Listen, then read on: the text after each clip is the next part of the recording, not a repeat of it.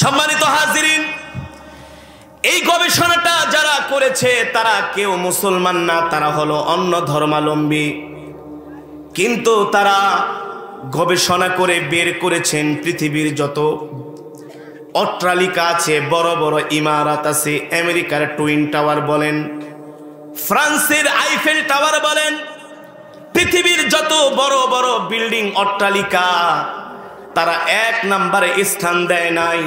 তারা পৃথিবীর সবচাইতে দামি ঘর তারা বাইতুল্লাহর নাম দিয়েছে। আল্লাহু আকবার, যারা বলেন আল্লাহু আকবার। মুসলমানদের বাইতুল্লাহ হলো পৃথিবীর শ্রেষ্ঠ ঘর। কেন? এই বাইতুল্লাহ আল্লাহর ঘর। কার ঘর? আরো জোরে বলেন, কার ঘর? কেউ যদি বাইতুল্লাহ নামাজ পড়ে, মসজিদে হেরেমে নামাজ পড়ে, এক রাকাতে 1 লক্ষ নেকি। আর আস্তে কর সুবহানাল্লাহ। যদি জোরে কোন মোহব্বতের সাথে বলেন, তাহলে আল্লাহ বাইতুল্লাহ যাওয়া সহজ করে দিবে। আল্লাহ বান্দার আবেগ দেখে। কি দেখে? আবেগ দেখে। এক রাকাতে 1 লক্ষ। আল্লাহু আকবার। কোন রকম যদি 15-20 একটা মাস যদি থাইকা নামাজ পড়া যায় বেশি করে, নেকের পাল্লা ভারী হবে কি হবে না? জোরে বলেন, হবে কি হবে না? দ্বিতীয়ত, তারা পৃথিবীর সবচেয়ে সুন্দর শহর, পরিবেশের দিক দিয়ে 1 নাম্বার। কিসের দিক দিয়ে? পরিবেশের দিক দিয়ে 1 নাম্বার, নিরাপত্তার দিক দিয়ে 1 নাম্বার, বাইতুল্লাহ 1 নাম্বার। এই যে শহরটার কথা এখন বলবো, নিরাপত্তা, পরিবেশ, সব দিক দিয়ে মিলিয়ে অলমোস্ট তারা একটা নগরের নাম ঘোষণা করেছে, শান্তির নগরী, নিরাপত্তার নগরী, পরিবেশের নগরী, স্বাস্থ্যসম্মত পরিবেশের নগরী। তার নাম হলো মদিনাতুল মুনাওয়ারা। আল্লাহু আকবার। কোন শহর? আরো জোরে বলেন, কোন শহর? তারা এমনও লিখেছে, ওই মদিনা শহরে যদি, মক্কা শহরে যদি রাত 3টা, 4টা, 1টা, 2টা বাজেও যদি কোনো নারী একা একা রাস্তা দিয়া ঘোরাফেরা করে, তার কোনো রকম নিরাপত্তার অভাব হবে না। কোনো মানুষ, কোনো যুবক আইসা তার দিকে চোখ বেঁকা করে তাকানোর সাহস পাবে না। আল্লাহু আকবার। আর ওই সমস্ত আমেরিকার রাজধানী বলেন, ফ্রান্সের রাজধানী বলেন, জার্মানের রাজধানী বলেন, সম্মানিত হাজিরিন, এই কারণে আল্লাহ রাব্বুল আলামিন কোরআনে কারীমের মধ্যে বলেছেন, ইন্নামাল মুমিনুনা আল্লাযীনা ইযা যুকিরাল্লাহু ওয়াজিলাত কুলুবুহুম ওয়া ইযা তুলিয়াত আলাইহিম আয়াতুহু যাদাতুহুম ঈমানা। কোরআনে মাজিদের তেলাওয়াত শুনলে আল্লাহ তাআলা ঈমানকে বৃদ্ধি করে দেন। ঠিক কিনা বলেন? ঈমান বৃদ্ধি করার মেডিসিন, ঔষধ হলো আল্লাহ তাআলার জবানের কালাম। আল্লাহু আকবার। এই কারণেই হাবিব কিবরিয়া রাহমাতুল লিল আলামিন সরকারে দো আলম, কলিজার টুকরা নবী যখন কোরআন পড়তেন, রাহমাতুল লিল আলামিনের কোরআনের তেলাওয়াত সাহাবীরা এমন ভাবে শুনতেন আর তারা ক্রন্দন করতেন। আল্লাহু আকবার। সাহাবীদের চোখ দিয়ে ঝরঝর করে পানি পড়তো, সাহাবীদের পাথরের মতো হৃদয়টা মোমের মতো গলে যেত। আপনি যদি বলেন, হুজুর আমি আল্লাহর পেয়ারা বান্দা হতে চাই, আল্লাহ তাআলার আশিক হতে চাই, মাহবুব হতে চাই, আল্লাহ তাআলার ওলি হতে চাই, আল্লাহ তাআলার পেয়ারা বান্দা হওয়ার একমাত্র সহজ মাধ্যম, সহজ পথ, আল্লাহর ওলি হওয়ার সহজ মাধ্যম, সহজ পথ হলো কোরআনুল কারীমের তেলাওয়াত। ঠিক কিনা বলেন? এই কোরআনের সাথে সম্পর্ক রাখেন, আল্লাহ তাআলা দুনিয়া আখিরাতে দামি বানায় দিবে। জোরে বলেন, কি বানাবে? আল্লাহ তাআলা দুনিয়া এবং আখিরাতে দামি বানাবে। কেন বানাবে? বলছেন ইন্না নাহনু নাযালনা যিকরা ওয়া ইন্না লাহু লাহাফিজুন। আল্লাহ বলেন নবী, আমি আপনার উপরে কোরআন নাজিল করেছি, আর এই কোরআন হেফাজত করার দায়িত্ব আমি আল্লাহ আমার নিজ হাতে গ্রহণ করেছি। কোরআনের হেফাজত করবেন কে? আর জোরে বলেন কে? এই দুনিয়ার মানুষ যখন কোনো বই লেখে, কোনো কবিতা লেখে, কোনো উপন্যাস লেখে, কোনো কাব্য লেখে, বইয়ের শেষে লিখে দেয়, আমার এই বইয়ের মধ্যে যদি কোনো ভুল ত্রুটি হয়ে থাকে আপনারা আমাদেরকে জানালে পরবর্তী সংস্করণে সেটা আমরা শুধরাতে বাধ্য হব। কথা বলেন? বলে কি বলে না? আমি করব ওয়াজ, আপনারা দিবেন আওয়াজ। রাজি আছেন? আপনার আমার কানেকশন এক হতে হবে, আলাদা হলে চলবে না। এটা কোরআনের মেজমা, জান্নাতের বাগান। এখানে বসে বসে যত বেশি সুবহানাল্লাহ, আলহামদুলিল্লাহ, আল্লাহু আকবার বলবেন, তাকবীর দিবেন, ততই বেশি ঈমানের পাওয়ার হবে। পাওয়ার কিসের পাওয়ার? ঈমানের পাওয়ার। আমাদের আকাবেররা এমনই ছিলেন, তারা খানকায় পীর ছিলেন, ময়দানে বীর ছিলেন। খানকায় কি ছিলেন? পীর, ময়দানে বীর। ইমামে রাব্বানি হযরত রশিদ আহমদ গঙ্গোহী রাহমাতুল্লাহি আলাইহি দিনের বেলা হাদিসের দর্স দিতেন, আবার ব্রিটিশদের বিরুদ্ধে জিহাদ করেছেন। হাজী ইমদাদুল্লাহ মুহাজিরে মক্কি, এই ইতিহাস শুনে রাখো যুবকেরা। আজকে তো আমরা আমাদের ইতিহাস ঐতিহ্য থেকে দূরে সরে গিয়েছি। আজকে আমরা ইহুদি খ্রিস্টানদের গোলামিতে পরিণত হয়েছি। আমরা ইহুদি খ্রিস্টানদের তো গোলামি করার জাত নয়, আমরা হলাম নেতৃত্ব দেওয়ার জাতি। ঠিক কিনা বলে? আজকে কলেজ ইউনিভার্সিটিতে ইসলামের ইতিহাস পড়ানো হয় না, পড়ানো হয় রবীন্দ্রনাথের ইতিহাস, বন্দ্যোপাধ্যায়, চট্টোপাধ্যায়, চ্যাটার্জি, ব্যানার্জি, ঘোড়ার ডিমের জি। ঠিক কিনা বলেন? এখন আরেকটা ষড়যন্ত্র শুরু হয়েছে, কলেজ ইউনিভার্সিটি থেকে ধর্মীয় শিক্ষা বাদ দেওয়ার একটা চক্রান্ত চলতেছে। আবার ওই দিক থেকে মদের আইন বৈধ করে দিছে। বাংলাদেশটা মদের মুল্লুক নয়, এটা ভারতের দিল্লি নয়, এটা বাংলাদেশ। বুঝতে হবে।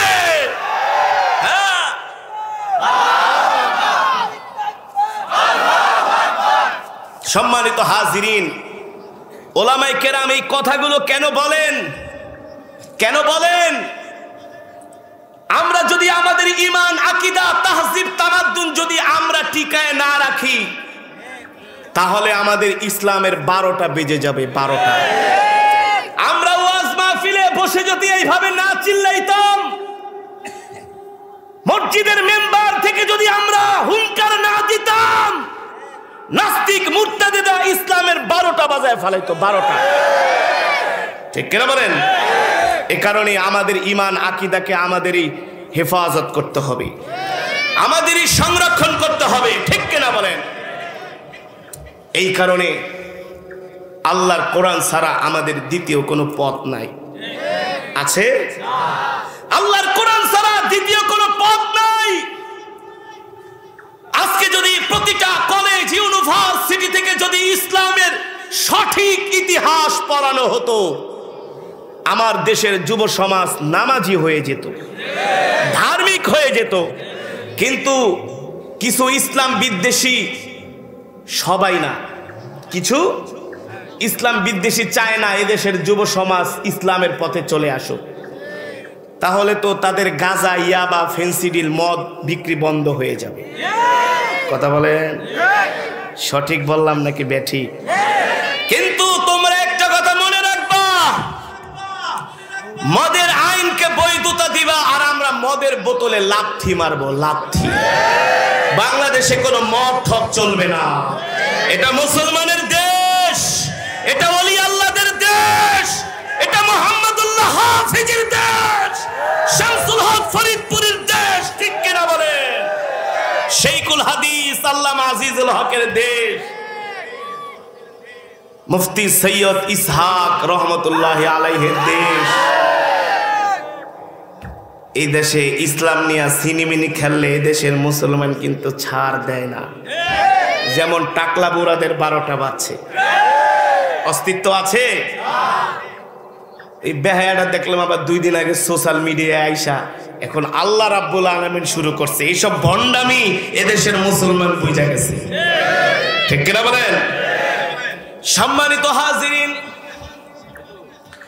এই কারণেই আল্লাহ রাব্বুল আলামিন মক্কার জমিনে আমার নবীকে কোরআন দিয়া পাঠালেন।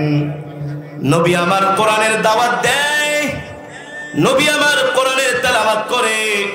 মক্কার কাফেরেরা কোরআনের দাওয়াত পছন্দ করে না, মক্কার কাফেরেরা কোরআনের দাওয়াত গ্রহণ করে না। আল্লাহ রাব্বুল আলামিন বললেন, নবী আপনি চিন্তা করবেন না, টেনশন করবেন না, পেরেশান হবেন না, আপনি আপনার কাজ চালায় যান, দেখবেন শেষ পর্যন্ত আমি আল্লাহ আপনার গলায় বিজয়ের মালা পরাবো। আমার নবী জিতেছে, মক্কার কাফেরেরা হেরে গিয়েছে। কথা বলেন, কথা বলেন। আমার নবী জিতেছে, মক্কার কাফেরেরা হেরে গিয়েছে।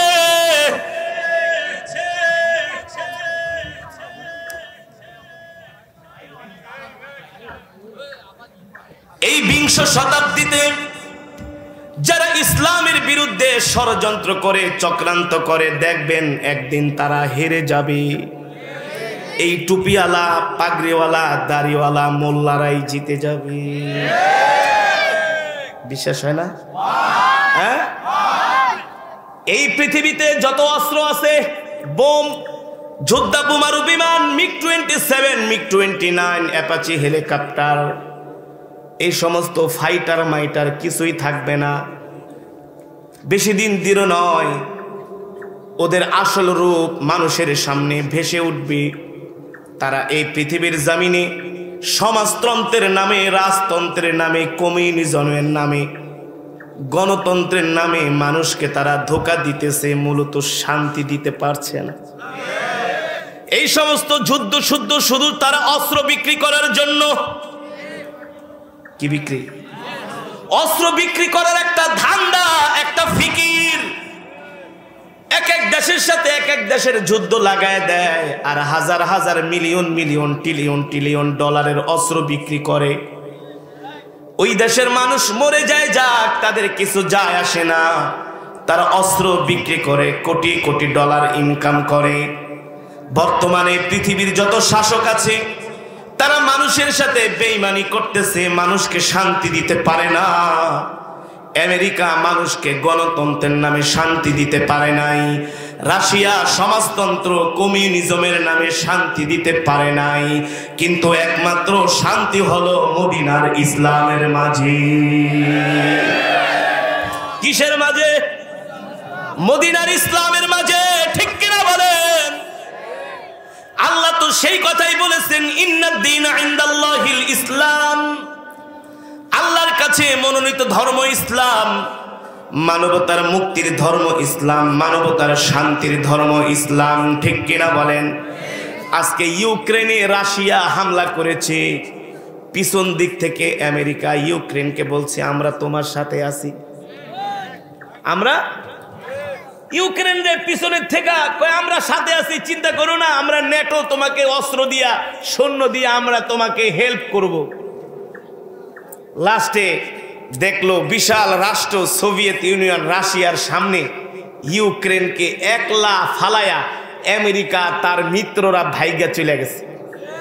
পরে ওই ইহুদি জেলেনস্কি বলছে, তোমরা আমাদেরকে বাঘের মুখে ছেড়ে দিয়ে গেলা, তোমরা একা একা আমাদেরকে বাঘের মুখে ছেড়ে দিয়ে গেলা। আরে যুগে যুগে ইতিহাস পড়ে দেখেন, মুনাফিকরা এভাবেই বেঈমানি করেছে। মুনাফিকরা তাদের স্বজাতির সাথে এইভাবেই বেঈমানি করেছে। কিন্তু আমার আল্লাহর নবী কেউ বলতে পারবে না কোন অমুসলিমের সাথে কোন বেঈমানি করেছে, ঠিক কিনা বলেন? নবী আমার বাইতুল্লাহর চাবি চেয়েছিলেন মক্কার কাফেরদের কাছে। কি চেয়েছিলেন? নামাজ পড়ার জন্য। মক্কার কাফেরেরা বলে, মুহাম্মদ তুমি একটা গরিব মানুষ, তোমাকে চাবি দিব, যাও। অথচ বাইতুল্লাহর মালিক হচ্ছে আমরা মুসলমানেরা।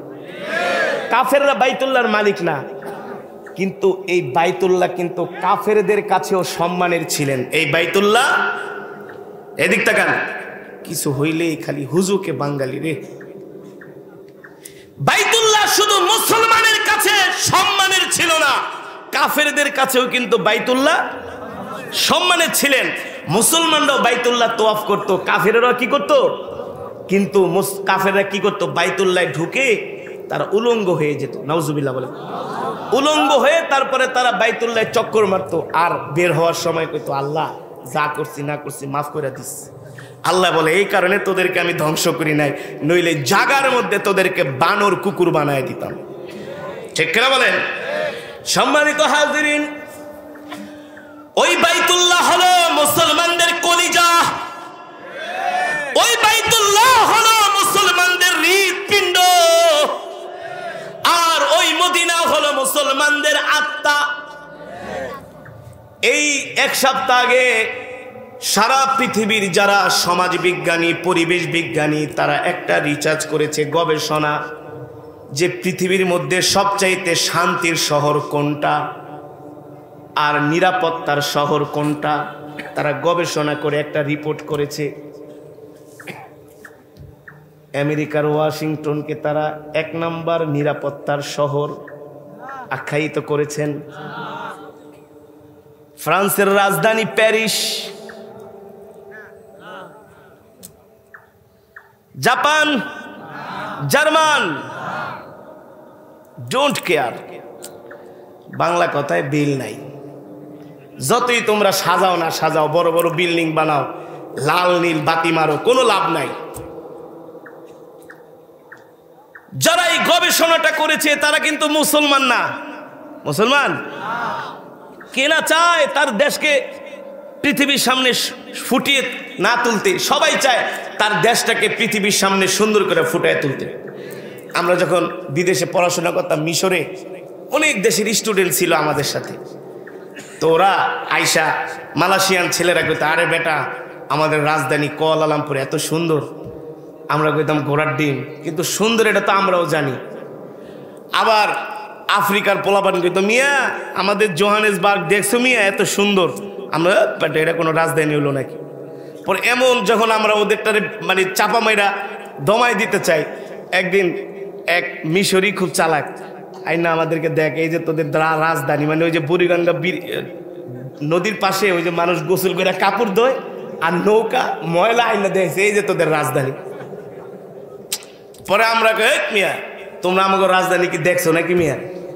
পরে আমরা কি করলাম, সার্চ দিয়া একেবারে বাংলাদেশের সুন্দর সুন্দর মসজিদ, সুন্দর সুন্দর রোড কাটসাট করে তাদেরকে দেখালাম, এই যে দেখ আমাদের বাংলাদেশ কত সুন্দর।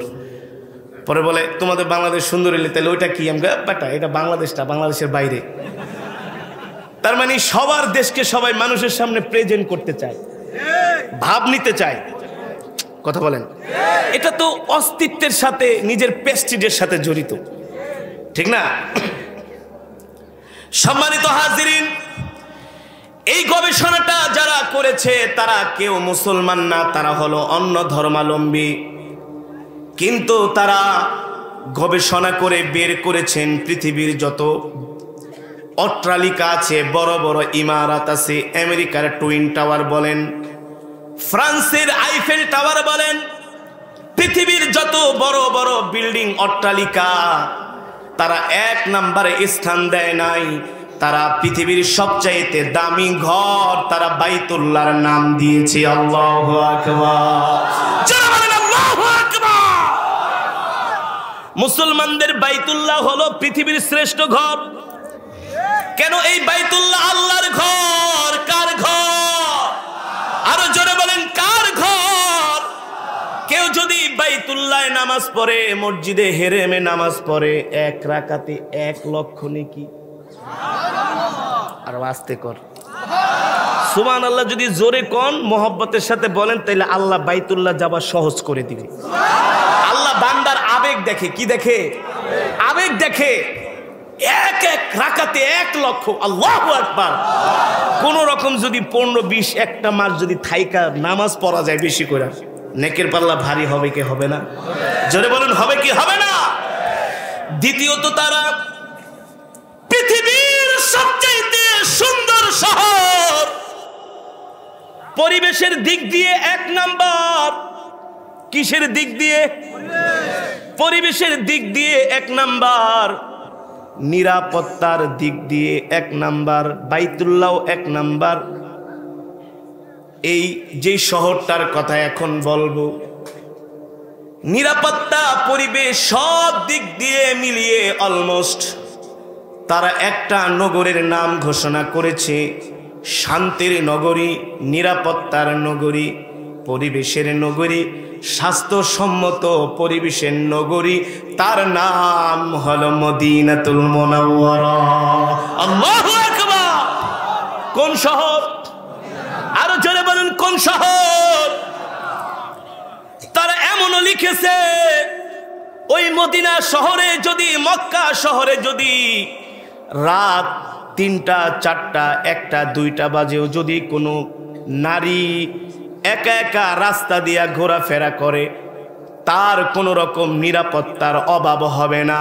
কোনো মানুষ, কোনো যুবক আইসা তার দিকে চোখ বেঁকা করে তাকানোর সাহস পাবে না। আল্লাহু আকবার। আর ওই সমস্ত আমেরিকার রাজধানী বলেন, ফ্রান্সের রাজধানী বলেন, জার্মানের রাজধানী বলেন, পৃথিবীর যত রাজধানী বলেন, রাত 1টা, 2টা বাজে যদি কোনো মহিলা বের হয়, তার ইজ্জতের গ্যারান্টি। পুলিশের কাছে যায় যদি বলে, স্যার আমার ওয়াইফ তো রাত 3টা বাজে বের হয়েছিল, পুলিশ উল্টা পিটাইবে, এটা তোর বউ রাত্রে বের হবে কেন? ঠিক কিনা বলেন? যেমন ওই দিন আমরা এক মাহফিলে গিয়েছিলাম, বিক্রমপুর আরিয়াল বিলের মাঝখান দিয়ে রাস্তা। যখন আমরা একটা বিল পার হয়ে রাস্তায় আসলাম, দেখি রাস্তার উপরে ছোট কাগজ দিয়া সাইনবোর্ডের মতো লেখা, আর বাঁশ দিয়া একেবারে ব্যারিকেড দেওয়া। দেখলাম ওই সাইনবোর্ডের উপরে লেখা, এই রাস্তা দিয়া কেউ রাত 10টার পরে চলাচল করবেন না, রাত 10টা থেকে 6টা পর্যন্ত এই রাস্তা দিয়ে চলাচল করা নিষেধ। আদেশ ক্রমে কর্তৃপক্ষ, কারণ রাস্তা দিয়ে আপনি যেতে পারবেন না রাত 10টা থেকে সকাল 6টা পর্যন্ত। কারণ আছে কি? আছে না? 2জন প্রশাসনের ভাই আসলো, জিজ্ঞেস করলাম, ভাই এই সাইনবোর্ড কেন লাগাইছেন? বলে, হুজুর এই রাস্তায় ডাকাতি হয়, এ কারণে রাত 10টার পরে এখান দিয়ে চলাচল করা নিষেধ। আমি বললাম, মেয়ে একটা স্বাধীন দেশ হইয়া রাস্তায় যদি এমন সাইনবোর্ড লাগান, তাহলে আপনারা আছেন কি করতে? আপনাদের কাজ কি? বলে, হুজুর বিশ্বাস করবেন না, এত ডাকাইতের উৎপাত, এক এলাকায় যাই শুনি ওই এলাকায়, পাশের এলাকায় আবার ডাকাতি হইতেছে, কয়টা সামলাবো? তার মানে মানুষের নিরাপত্তা দিতে পারে না। এই পৃথিবীর শাসন ব্যবস্থা মানুষের নিরাপত্তা দিতে পারে না। তাহলে মদিনার নগরী, মক্কা নগরীতে আপনি 10 লাখ, 20 লাখ, 1 কোটি টাকা হাতে নিয়ে রাস্তায় বের হবেন, আপনাকে কেউ ডেকেও জিজ্ঞেস করবে না। বানায় বলতেছি। কারণ কি? কথা বলেন। এই যে একটু আগে যে কোরআন পড়লাম, এই কোরআন একমাত্র মানুষকে মুক্তি দিতে পারে, ঠিক কিনা বলেন? এই মানুষকে যেমন করে কোরআন এই দুনিয়ার জমিনে মুক্তি দিতে পারে, নিরাপত্তা দিতে পারে, এই কোরআন অনুযায়ী যদি আমাদের জীবনটাকে পরিচালিত করি, এই কোরআনও আমাদেরকে পরকালের জীবনটাকে নিরাপত্তা দিবে, ঠিক কিনা বলেন? এই কারণে আল্লাহ রাব্বুল আলামিন বলেন, ও নবী, আমার প্রিয় হাবিব, আমি আল্লাহ আপনাকে যে কোরআন দিয়া মক্কার জমিনে পাঠিয়েছি, আপনি এই কোরআনের শাসন প্রতিষ্ঠা করেন, আপনি এই কোরআনের বিধানকে প্রতিষ্ঠা করেন। তার কারণ হলো, ইনিল হুকমু ইল্লা লিল্লাহ, এই পৃথিবীর জমিনে একমাত্র আইনদাতা, বিধানদাতা হলো আমার আল্লাহ। আইনদাতা, বিধানদাতা কে? আরো জোরে বলুন কে? বাংলাদেশে আজকেও একজন সাবেক মন্ত্রীর ভাইকে গ্রেপ্তার করছে 2000 কোটি টাকার মামলা। দেখছেন? দেখেন না? আরে এমন চোর বাংলাদেশে অভাব নাই। কথা বলেন। এখন তেলের দাম 200 টাকা লিটার। কিছুদিন আগেও বাংলাদেশে 110 টাকা, 15 টাকা, 20 টাকা, 50-20 টাকা লিটার ছিল।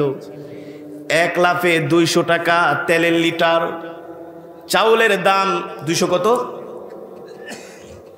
200 টাকার উপরে বর্তমানে তেলের লিটার। চাউলের দাম 70 টাকা, 80 টাকা। এত দ্রব্য মূল্যের দাম কেন বাড়ানো হয়? যারা সুযোগে সৎ ব্যবহার করে রমজান মাস আসার আগেই তারা মালগুলো গুদামজাত করে। হ্যাঁ, যে কোনো ব্যবসায়ীরা জিজ্ঞেস করবেন, ভাই কি অবস্থা ব্যবসা বাণিজ্য?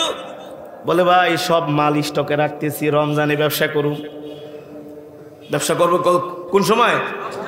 অথচ তাদের উচিত ছিল রমজানে রোজাদারদেরকে মালের দাম কমায় দেওয়া। সারা পৃথিবীতে রমজানে মালের দাম কমে আর বাংলাদেশে বাড়ে। এটা নতুন কিছু না। 80 টাকার ছোলা রমজান মাসে 150 টাকা হয়ে যায়। ঠিক কিনা বলেন?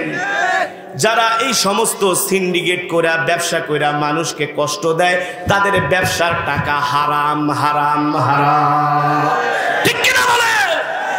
কোরআনের প্রচলিত আইনে তাদেরকে বিচার করেন,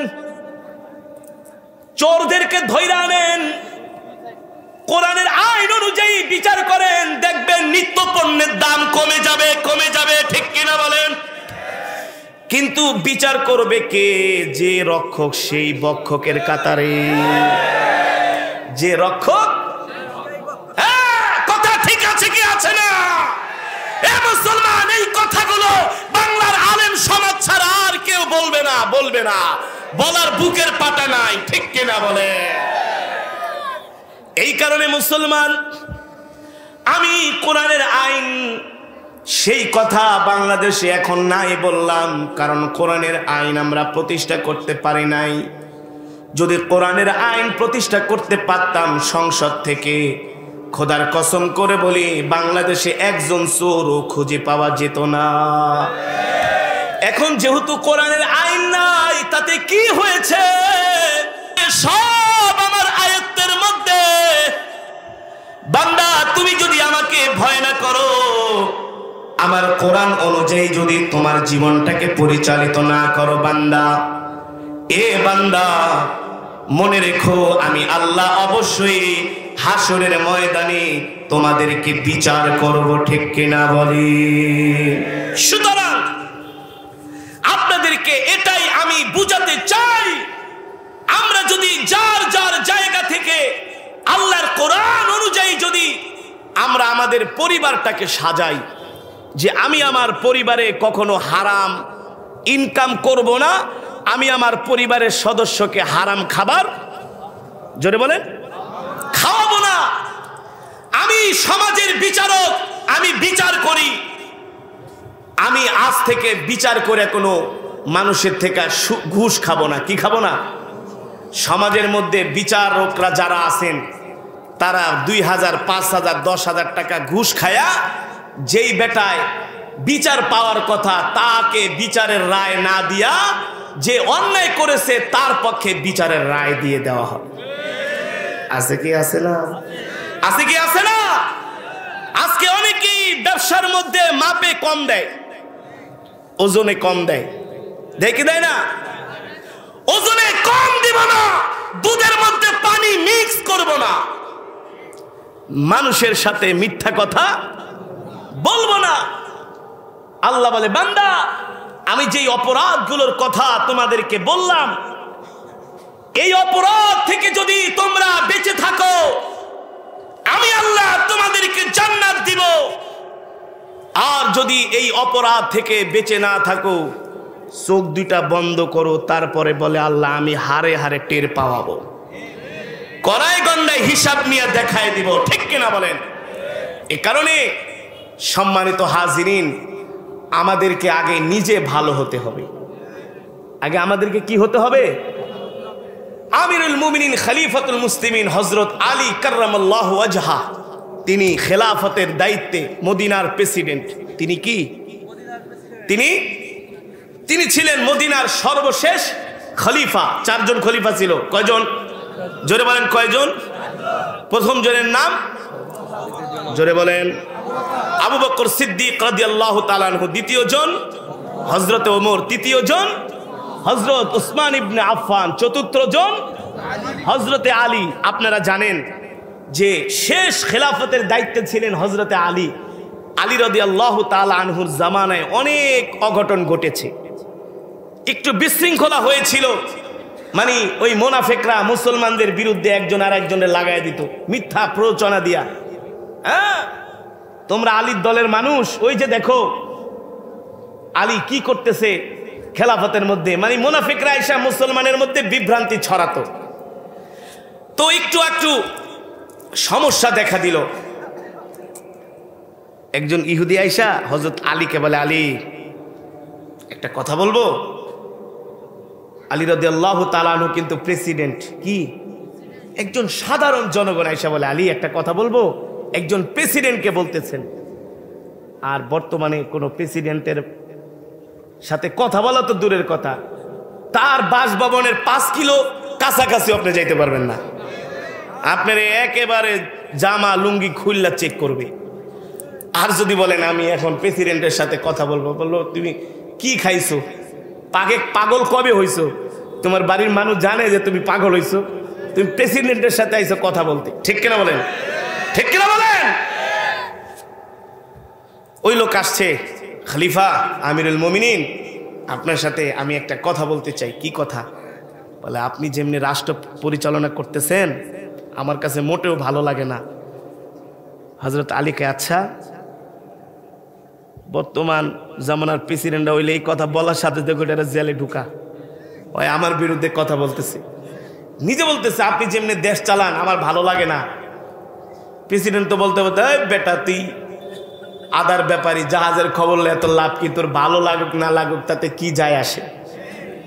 প্রেসিডেন্ট কেমন খলিফা? বলে আচ্ছা কি ভালো লাগে না?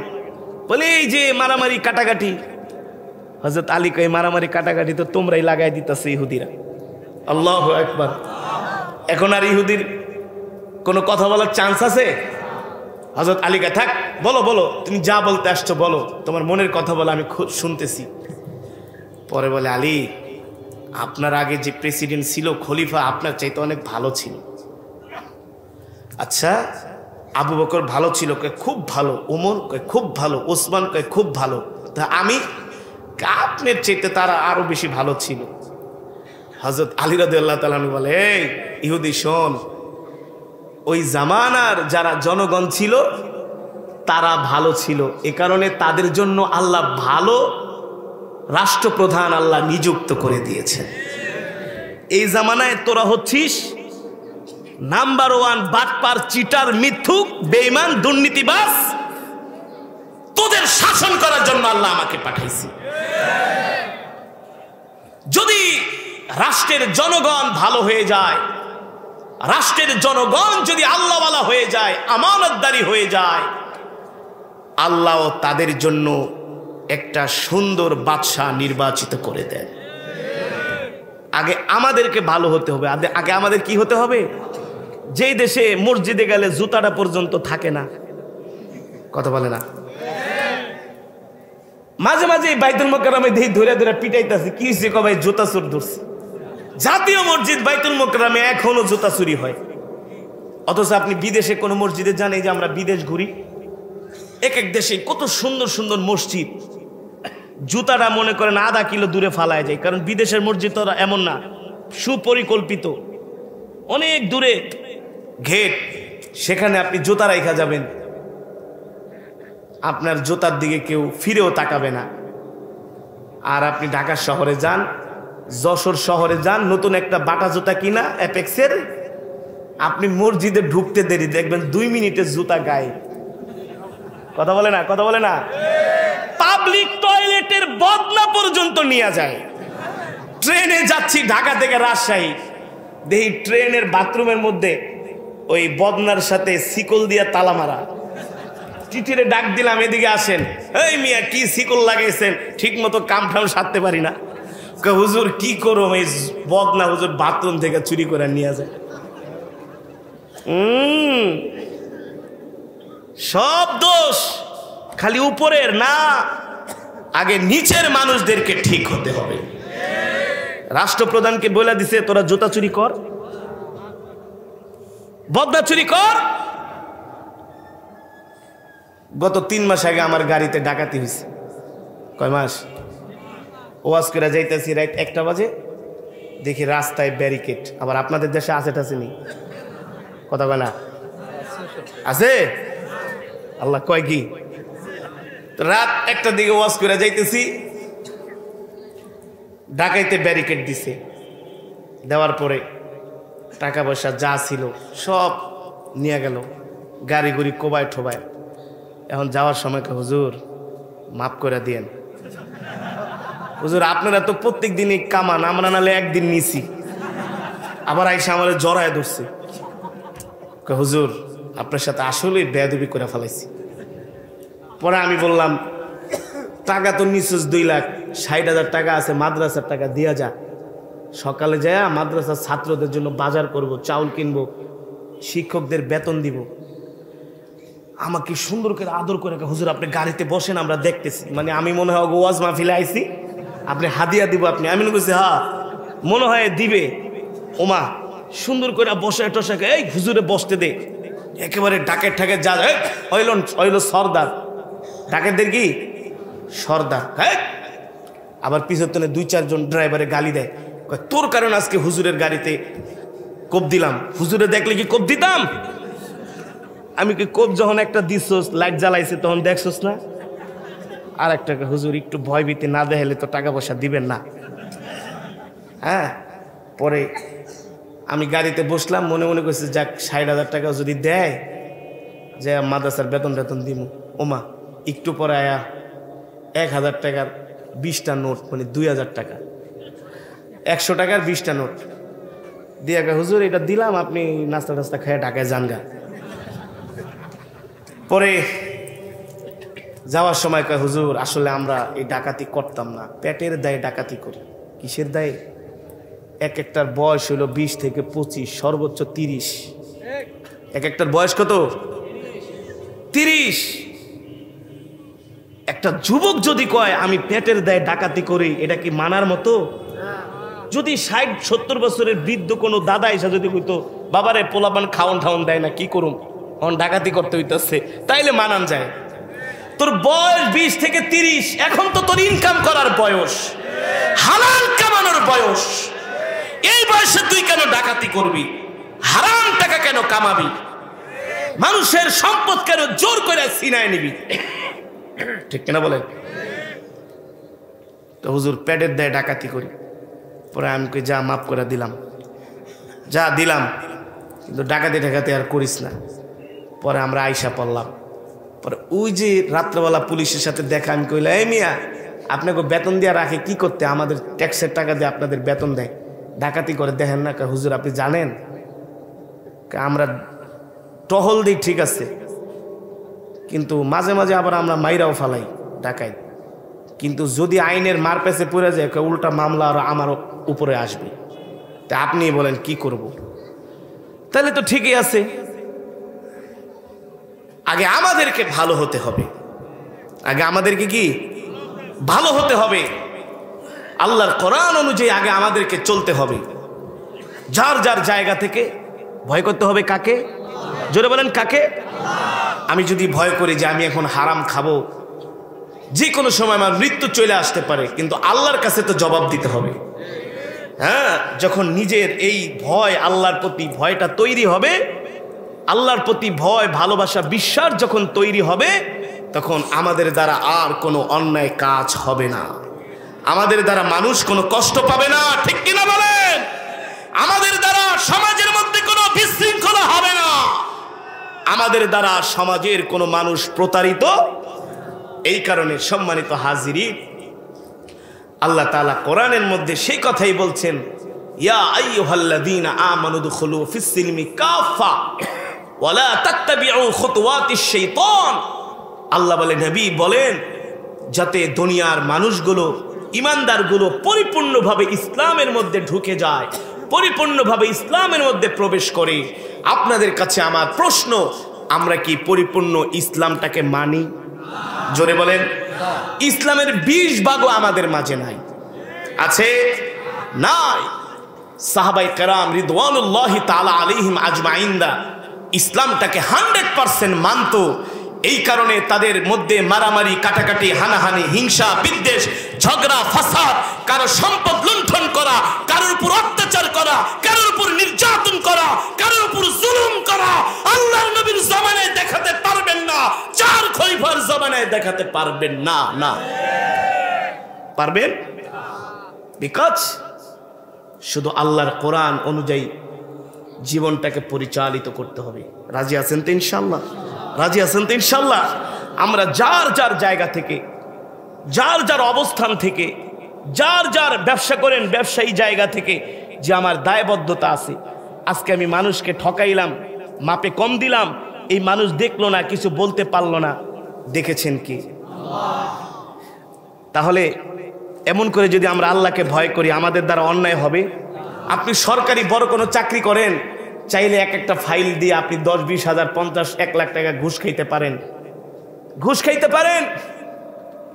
আপনি আল্লাহকে ভয় করেন যে আমি এখন ঘুষ খাইয়া বিশাল 5 তলা বাড়ি বানাইলাম, কিন্তু যে কোনো সময় মরে গেলে আমি তো ভোগ করতে পারলাম না।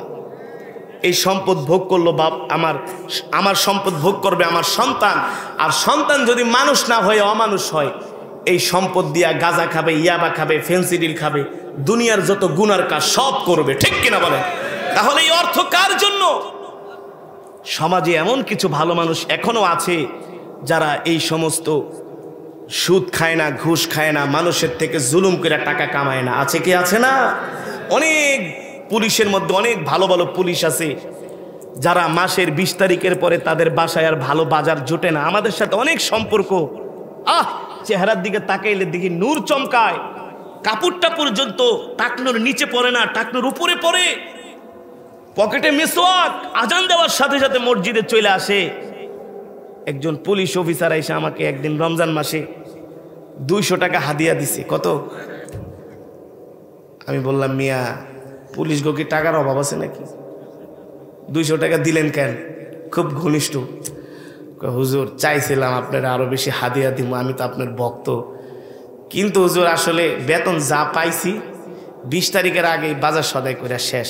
বলে প্রতি মাসে 20 তারিখের পরে আমাদের একটু টানা হেঁচড়া শুরু হয়, বলে স্যালারিটা পাওয়ার আগ পর্যন্ত। আল্লাহু আকবার।